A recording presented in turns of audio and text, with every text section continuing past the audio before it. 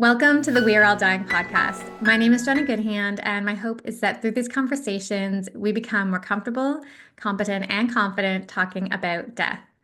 On today's show, I chat with Bess Welden. She is an award-winning playwright, performer, and theater educator based in Waterville, Maine. She spent a year as a National Arts Strategies Creative Community Fellow, developing her work at the intersection of art and social change. Bess is the founder of Death Wings Project, which offers creatively compassionate community art making and storytelling programs about loss and grief. Through this program, Bess led a team of over 20 Maine-based artists to bring performances of her play Death Wings to production in 2023. For the last 2 years, she has co-facilitated the project's wing making workshop for over 100 participants in Maine, New Hampshire, and California. She hopes to co-create this hands-on ritual for remembering and letting go with people everywhere. Hey, Bess, welcome to the show. I'm so grateful to have you today. I'm delighted to be here. I'm so glad you found me, and I'm excited for this conversation. I was trying to remember how I found you, and I couldn't, which I thought was so wonderful and magical about this conversation. But I know I was drawn to a project that you've been doing. But before we get into that, I want to hear a little bit about how death has shown up in your life. Hmm. Is there a moment in your life where you really connected to the realization that we're all dying? Um, when someone says, what has death meant to you in your life, what comes to mind? I think the most significant connection for me was through the death of my dad, which is really directly related to my project and what I think we're going to be talking about further on. I think that has so far been the most impactful, very personal, connected death for me. However, I've been reflecting on that and realized that even as a kid, I think that even though I don't have a lot of memory of death impacting me, like for example, two of my grandparents died before I was the age of 3. Another one of my grandparents died when I was 12, just a couple of months before my bat mitzvah. And I don't think that I necessarily registered those as losses in the same way that, we might. I mean, maybe when I was 12, I had some more awareness around it, but I think that's those absences in my life have always been really impactful for me. And I think in a way, a lot of my creative work, my writing, theater making is often around these themes of around death, around having a relationship with our dead, having a relationship with people after they have left this particular life, ghosts, if you will, or spirits in some way. But I think also for me, like a real yearning for wanting to have had grandmothers in my life that that wasn't really there for me. And so I think a great yearning for like that kind of um, I guess female wisdom, that kind of connection to a lineage of women that maybe or maybe not, I don't know. Who knows what kind of relationships we would have had. But I think I miss that a lot in my life. So, so sort of disconnected a lot from that grandparent generation has definitely, I think, influenced sort of how I think about life, what I yearn for, and actually what I create around. Yeah, that's incredible. I'm really glad that you brought that up because sometimes our losses are realized much later than Mhm. in the moment or even prior to our knowing, right, of who they were and what they were about. So your father died. Did he share with you how he perceived death, or did anything in his living life influence how you've dealt with his death? Um, I love that question so much. My dad wasn't one for really talking very directly about emotions or emotional content. I think was pretty typical of his generation, and certainly wouldn't fault him for not feeling comfortable because, frankly, I would say societally, most of us don't feel comfortable about talking about death and dying. Hence, we're having this conversation.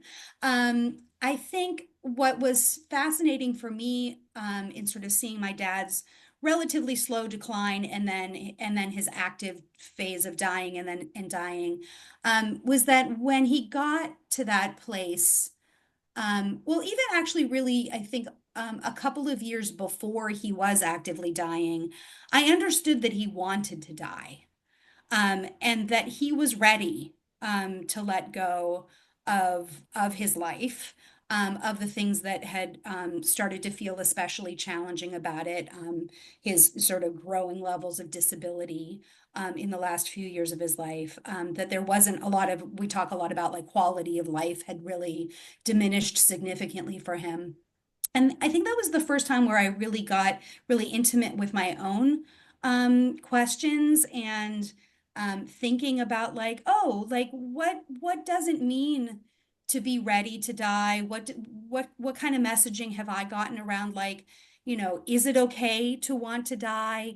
Um, do we, how do I feel about people having agency in their own deaths? And I think that was a really, I learned a lot about myself, even though he and I were not in direct conversation about it, but really found a way to really come to peace and deeply respect his desire for his physical life to be over, and didn't feel resistance around that, and really wanted to honor that. And that I think has informed a lot of how I've continued to think about death, and embracing the idea that we all have to find the right way to do it for ourselves, but that there's a huge range of what that could look like, and there really isn't a right or wrong way to die. Um, I think the problem that many people confront, or at least what I've been learning a lot about, is that because we're so societally shut down about actually having conversation about it, that I think a lot of folks have a lot of internal turmoil about like, well, what is a good death? Like, what does that mean? Or how is it supposed to go? Or am I supposed to want to stay alive for as long as possible because that's what culturally I'm being told I need to do? So, so yeah, I wouldn't say my dad shared directly with me.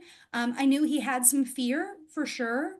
But I also really learned about through him what it means to surrender and release the idea of being alive, and wanting to be finished with what what the journey has been so far. Yeah, I think that's really incredible that through his dying, you really came to terms with your own dying, right? And what that Mhm. means for you. Are there things that, I mean, if we had a wish list for how things would go, are there some things that you hope in your end of life? Mm. Yeah, this is such a great question, and of course, something that I'm actively wanting to be in that place of like having my list, and being clear about what my end of life wishes are, and encouraging other members of my family, aging members of my family, to like really try to be in conversation and be clear about expectations. It makes it so much easier for the people who are there to manage the aftermath of a particular person's death. So yeah, I'm a big proponent. So that this sounds like me stalling to think of what my list is, but there are some very specific things. Like I'm very interested in having what some people call like a natural burial, or a green burial, or some people call a human composting burial. I think that feels very aligned with both my own ideas about releasing the body back to nature. And I know that I come from a Jewish background, and there's some interesting debate in the Jewish community around whether or not um, a green death is something that sort of would be acceptable or not. To me, I think it seems like the closest to what Judaism prescribes, which is sort of like the simplest type of burial. There's no preservation, there's no embalming, that we want the body to decompose and as quickly as possible and return to earth. So to me, I'm sort of like, well, let's go as quickly as possible to that place, like in terms of just biologically how that happens. I definitely am interested in people gathering to celebrate who I've been to them in over the course of my life. I hope that it would feel very much like a celebration, that there would be excellent food. That's important to me now, and it would be important to any celebration that I could imagine planning. I'm hoping that people will make death wings as part of the process, which is a little bit of a preview to what we're going to Right. talk about now. And I think that I'd like to just make sure that I have my planning in place so that my desires and needs are really clear, and so that whoever may be helping me through my process of dying, and then eventually once I do die, that I'm just taking the burden off of them to have to make any of those difficult decisions, when I think, that there's going to be hopefully some grieving at my passing, and I don't want to overcomplicate that for my family and my friends who I love so much. So planning ahead is definitely something I've done some thought about, but this is reminding me that I could get even more specific and make sure I've got all of these things in writing in one place, so that there won't be a lot of questions. Yeah, and I don't know if you can relate to this, but I feel like for me it's always evolving. Like it's always evolving how Sure. as you learn more, as you experience more deaths in your life or things happen to you, it can be evolving, and that's why I think it is so important to kind of update what you've written down or what you've told people because they can't get in your head when it's when it's done, right? Right, Yeah. right. And I think, and in a lot of ways, it's also like what you can imagine yourself, what you can imagine that you would desire. And then also like if there's some things you definitely know that you don't want. And you're right. I mean, I'm hoping I'm still going to get, a number of years left to keep living into this, beautiful experiment of living. And that there will be time. But I think, a lot of times we talk about end of life, we're thinking about people who are in advanced age. And of course, we know that's not true. People die all of the time at any moment in any age. So it's never too early. And for me, actually being in those conversations about mortality, really allow me to actually just connect with being alive more, as I accept the fact that I'm going to die, and that I know that I have a finite amount of time, even though it's a great mystery as to what that will be. It is a constant reminder to me to live as well as I can each day. Sometimes I forget, like, because I'm just a normal human. But I do find being in spaces where folks are willing to talk about mortality and understand how it can actually be a real motivation to live in the present, is something that feels really, really tangible, palpable to me. I love that thesis for this podcast. Yeah, Yeah. exactly, exactly. Okay, well, let's get into the Deathwing project. For those of you who are listening and not watching, I'm wearing my most like wing-like shirt Mm. today for this episode. Love it. Um, so, Beth, Deathwing project, where did it come from? Let's start kind of maybe what year it was, how long this has been a part of your life, and the initiation of it. Yeah. So almost exactly 10 years ago, I started writing the first draft of a play called Death Wings. I'm by practice and profession a theater maker. So I trained as an actor, and I've spent much of my theater life also as a writer, and have done lean more into playwriting over the last decade or so of my career. So I started writing a play called Death Wings. The main character is a woman named Grand, who has an invented end of life ritual. And so what happens is, when someone in her community is dying, she goes to that person and she asks that person to tell the story of their life in 5 sentences. Then she listens to their story and she goes about that person's space, their home, collecting paper, fabric, fibers, the artifacts of this individual human life. She gathers those materials and she cuts all of it up and crafts the person an enormous sort of human size set of wings that she really believes helps the person pass from this life to whatever comes next. Um, where this idea for Death Wings comes from, um, I can't explain, except to explain to say that it's part of just sort of, the power of imagination, the creative unconscious, the sort of channel from, where creative ideas come from. And to poke around just to see if like this was something that existed before. And I've yet to surface anything, any evidence of death wings making in this particular way existing before. Although it certainly has resonances with, different kinds of practices in different cultures, like making death quilts or other things that are connected to bringing handicraft and sort of memory and end of life together. But anyway, this was just sheer imagination. So I started writing that play. And then almost exactly a year later, my father started to die very actively. And as that was happening, and I was still continuing to work on the script, I decided to just try it. I decided to Wow. make a set of wings. And it was really trial and error because I am not a visual artist by training, and I really had to just play around with lots of different sort of materials until I hit upon something that I could do with my limited skills. And I was able to start building this set of wings for my dad. And I started them before he was dying. I did not finish them before he died. And so what happened was then the making process continued into, sort of went from my anticipatory grief experience into my active grief and mourning experience after my dad Wow. actually died.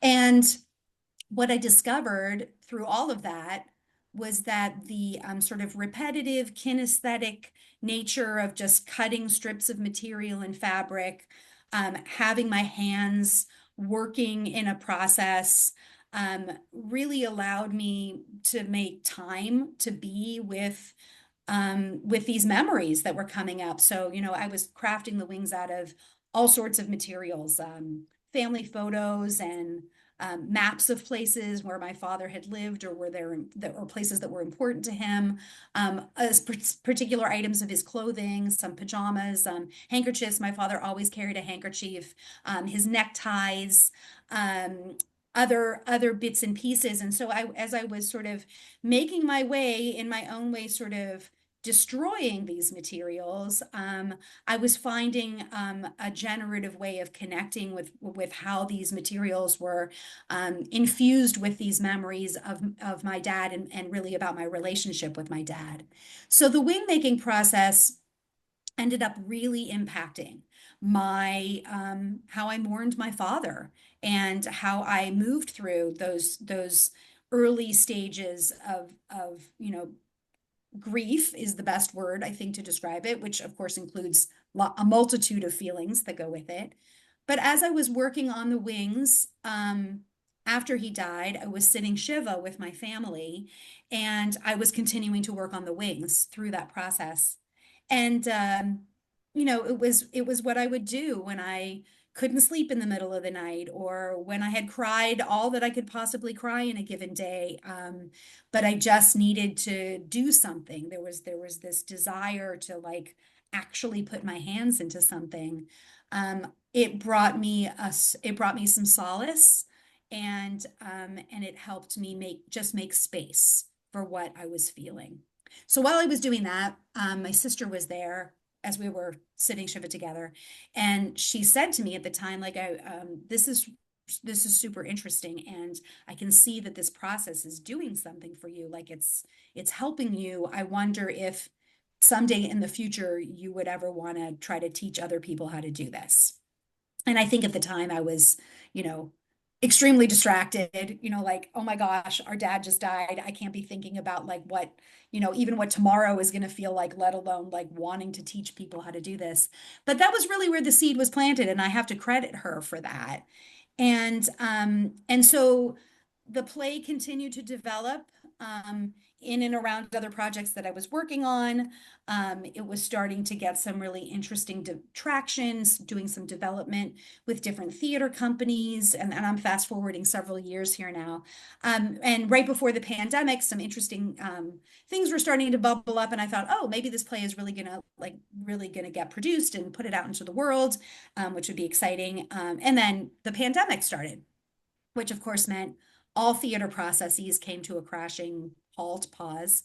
And And it was in that COVID pause where I really reassessed what I wanted to do with the play and realized that, of course, the pandemic alone was, as that was unfolding, I mean, it's so cliche now to say, but the unprecedented level of loss and grief that we were collectively experiencing as humans across the entire planet um, really, I think, motivated me in a way to say, like, oh, I think this is the time for this project, and I don't want to wait for somebody else to decide that they want to invest in bringing this play to an audience.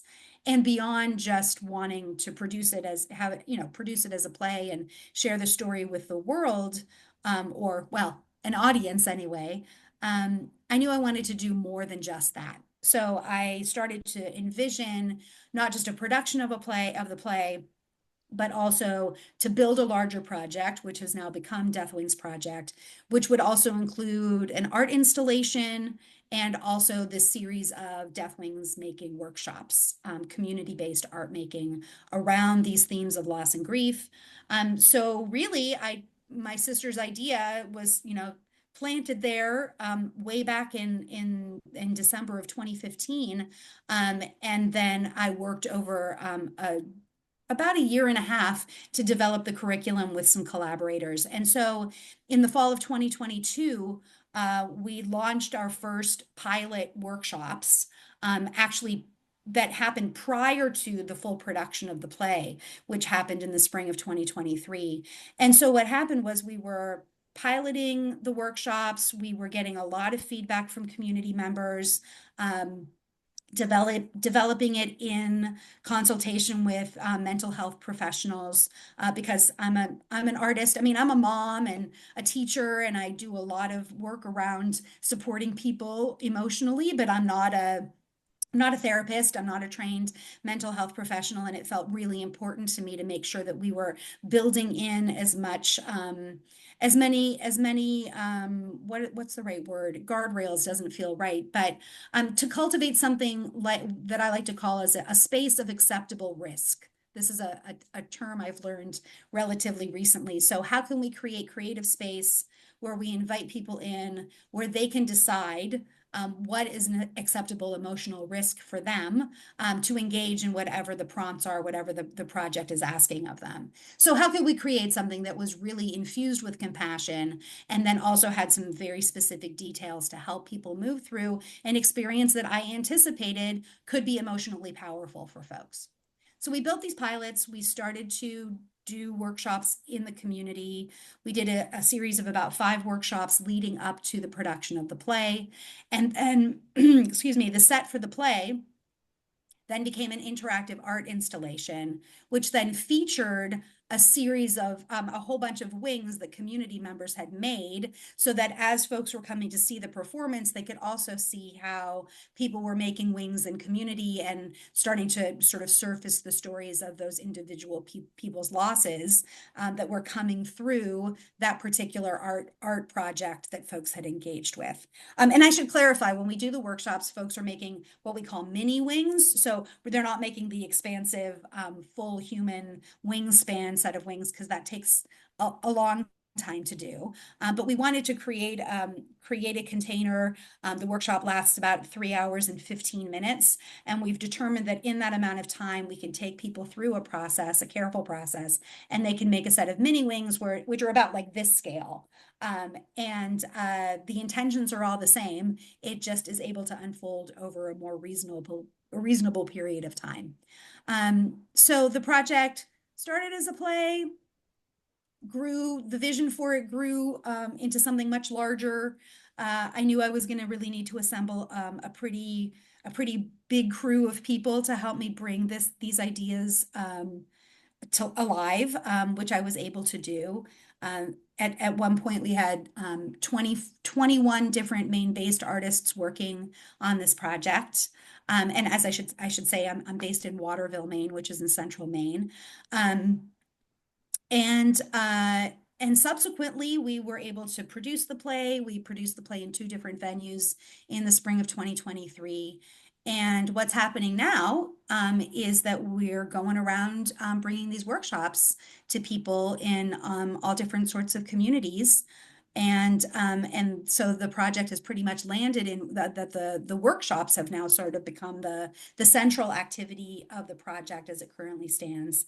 But we're also finding different ways of activating the play as well, not in full production, but with some smaller readings.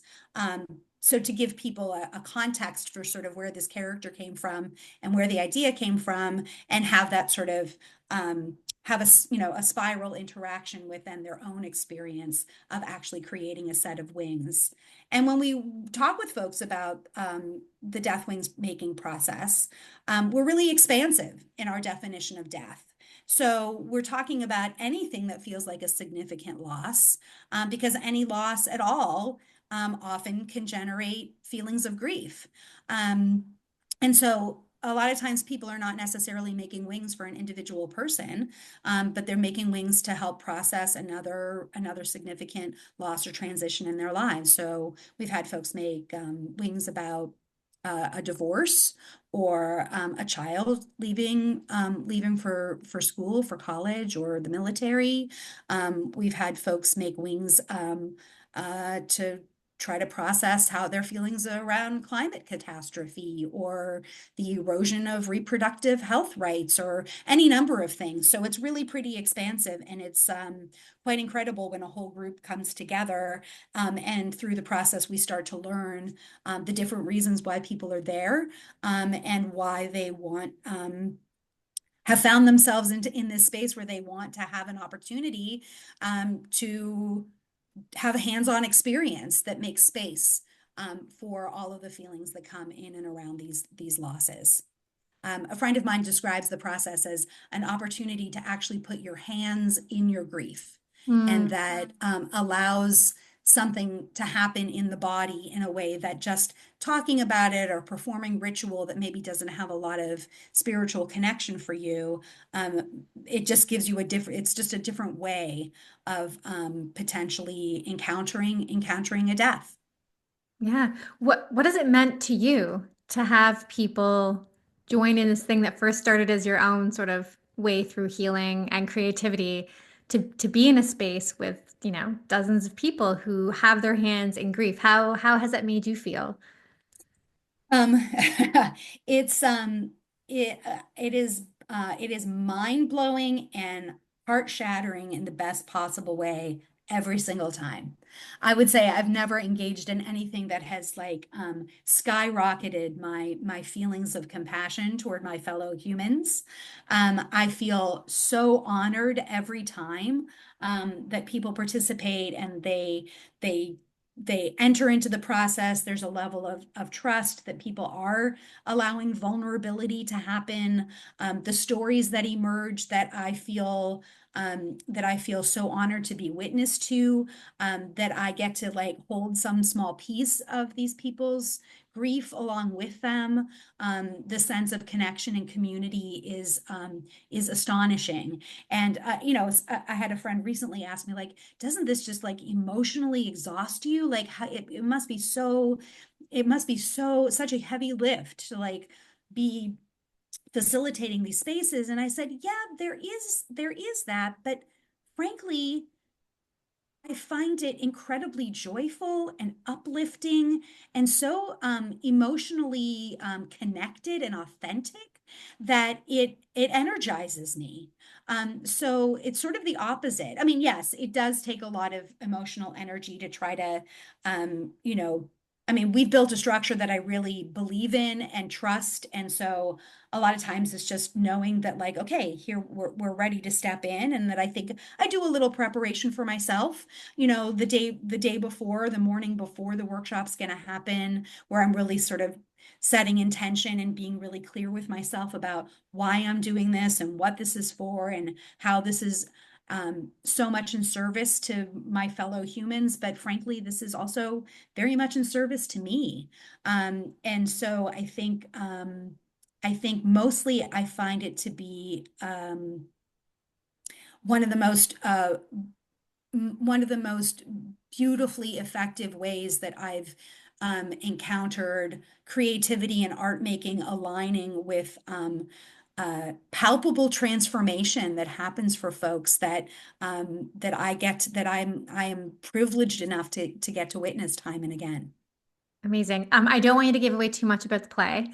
Okay.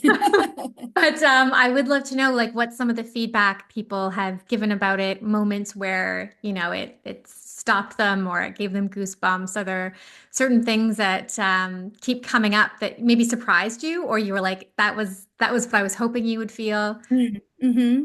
Yeah, that's a thank you for that question. One thing that happened, which surprised me, was that several people came to see the play more than once. And I think I get it. I mean, I understand it because it's a very layered, non-linear story that goes back and forth in time, and there's a whole retelling, feminist retelling of the Daedalus Icarus myth embedded inside of it, and there are puppets and there are masks and there's a whole shadow play section. Like it's just really a feast, a spectacle visually. There's so much visual storytelling going on, and that the writing is lyrical and poetic in many ways. So there's a lot of challenging things. It's not a straight up sort of like, oh, realistic play where people are sitting on the couch drinking tea and having a conversation. It asks a lot of the audience. There's also songs and music in it. So it's kind of like a kaleidoscopic dance movement theater extravaganza in a way.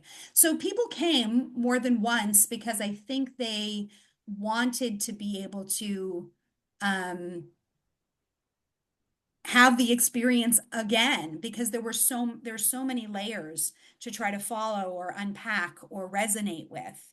I think that was exciting. Also that people made the time to come back and see it more than once, of course, is a real testament, really, I think, to the work of the performers who did such a, astoundingly beautiful job of bringing it all alive. And we worked for a long time as an ensemble to really build the world of the play, and that really paid off. Um, I think the thing that's probably come up the most is this idea of telling your life in 5 sentences. And I think people sort of some people sort of took that as a challenge, as a sort of like, oh my gosh, like that was often what people said. This was the in the car on the way home conversation, which was like, how would you even begin to decide what would the 5 sentences be that would somehow encapsulate an entire lifetime? And so I think people were really struck by that concept. Some people I think were resentful of it and didn't like the idea at all. It sounded too scary and too difficult. And I think other people were just really intrigued by it and actually kind of took it on as a sort of like, well, maybe this is a way to think about this is a way to think about my life and what are the things that are important to me. What would be how could I articulate what could I take the challenge of that sort of limitation and get really clear and specific about what mattered to me, what I loved, who I loved, what I was afraid of, maybe something that I learned if we're lucky enough to feel like we gather some wisdom as we live through our lives. So I think that's the thing probably that's come up the most for folks, but I also think people were very moved um, by by just the relationships in the play, Grand and her granddaughter, and also her daughter, but also people just being fascinated by the idea that, well, I think to extrapolate to say, like, well, we can invent rituals, right? We can make up things that have the quality of ritual that we can actually practice and bring into our lives. And if we do that, then we can really infuse them with meaning that really connects to us, that feels powerful and potentially healing and transformative if we're lucky. So I think people were also just really fascinated by the idea of like, oh, right, like rituals are things that people have just made up at certain points in time, and that we can always make up more. We can make up new ones. And that as humans, we crave that sort of activity because it helps us understand who we are better. So I I think love those were that. the things that mostly came up when people came to see the show. And they just were like really enjoyed sort of all of the layers of storytelling. And, there's some very funny moments in the play too. And that I think it sent people into a place of sort of active contemplation. And some folks really crave that. And art is the way that we can open those sorts of conversations. Love this so much. What's next for you? How do you see things continuing to grow, evolve? Is there other things that you want to try out or explore? Well, I think with Deathwings Project in particular, we're continuing to build this sort of series of workshops. Um, We've done a few sort of longer residencies where we've been able to be in a community at least for a few days at a time. So sort of offering a sampling of programs that go along with the workshop. So we've done, as I said, some readings of excerpts of the play, which is a great way to engage with the story without needing to produce the entire play. We've also done some experiments where I've held like sort of open had like what I call like an open studio. So like I'm continually working on different sets of wings just in my own creative practice now. So to invite people from the community to come in and sit and have conversation, and they might help cut up materials or help me start to assemble a particular set of wings that I'm making if I'm making sort of more large format ones. We had a residency where I was able to display a whole series of wings that I've made, sort of like as a opportunity for people to sort of interact with large format sets of wings and understand sort of like that's one version of how wings can come out before then they engage in their own wing making process with mini wings. Um, we're about to publish the script. So I've been working with this wonderful editor and book designer. So the script, I hope, will be available in December, maybe after the first of the year, which is really beautiful, and it has a lot of photographs from the original production in it. And we've uploaded the music to the internet, so as people are reading the script, they can start to imagine for themselves visually like what the world looked like, and they can listen to the songs as they're reading along. So I'm excited that that will be available to folks. So um, new productions of the play are currently not in the works. It's a really, as you probably know, theater is a very expensive, labor-intensive endeavor. But I really wanted to be able to still bring people into the story. So the script is one way, so that folks would be able to actually read it on the page, even though it's not really written to be read that way. But I think it will translate for people. And then the other thing that I'm working on is I'm working on an adaptation of the script, adapting the script into an illustrated novel. And I'm in the midst of working on that project now, and will be collaborating with an illustrator. So that means that the full story of Grand and this ritual will be in a new format so that people will really be able to enter into the story fully and absorb it really as a work of fiction. So hopefully it'll be very readable and also still engage some of the visual storytelling, which now will be translated into illustration. That's So those are just exciting. some of our goals, some of our Yeah. goals. Yeah. And hoping also to start being able to offer trainings for people who want to learn how to co-facilitate a wing making workshop in their own communities. And finally, working on a toolkit so that folks who wouldn't necessarily feel comfortable doing this process in community or with a group of strangers would be able to take a toolkit and either work on it on their own or gather their own group of people together. Each person could have their own toolkit, and it will have step-by-step instructions that take you through actually what a full workshop would be like, but you could do it in a self-paced kind of a way, and you would have all of the basic materials that you would need to be able to craft a set of wings on your own. So these are we have many ideas still, still very much many irons in the fire, and hoping to find ways of inviting more and more people into this experience. Yeah, incredible. Okay, to summarize our chat Mhm. today, I'm going to ask you if you can give 5 sentences to sum up your life. What would they be at this point in time? Oh my, Jenna. What a great challenge. Well, I think one would be my real belief in and actually lived experience of how important storytelling is in our lives and how important it is to use our voices to tell the stories that express the values that really matter to us. I think that so that's one. That's one. Two would be that I really do believe that creativity is the doorway. Well, there are multiple doorways, but a powerful doorway through which we can engage in the most difficult types of conversations. And that creativity is something that, so that's number two.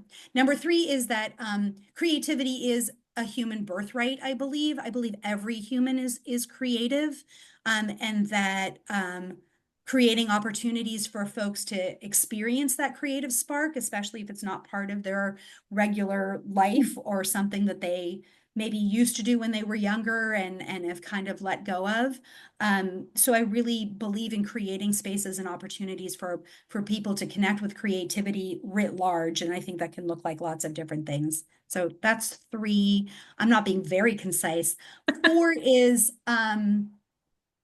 I really think community-based practice is the way we can heal ourselves and our communities and the world, if I can be grandiose about it. That it's really about really building individual relationships with the people that are part of our lives, where we can have authentic connection and create the world that we might want to imagine for ourselves. And number five is uh, love and compassion.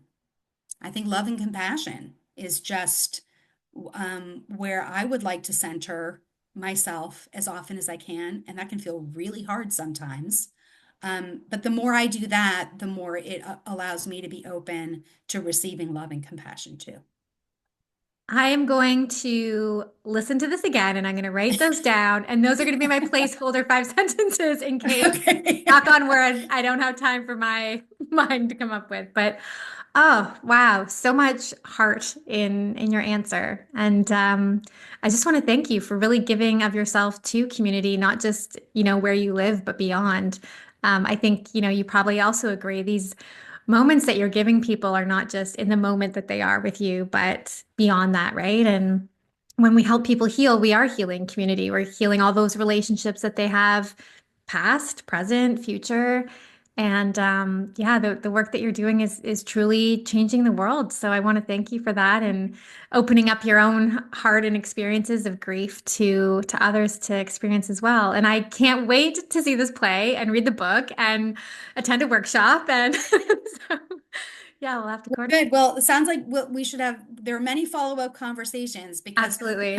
we haven't made it across the border to Canada yet, and I would love to. So maybe I we would can love figure that. out a way to make that happen. But thank you for this really your thoughtful questions, for your podcast, for all the things that we can do to just really keep welcoming people into these spaces of dialogue about the tough stuff, because I think this is where we find out who we really are and what really does matter to us in the end. And when we do that, I agree with you that we start to invite healing for ourselves, by extension all of the other people that we are connected with.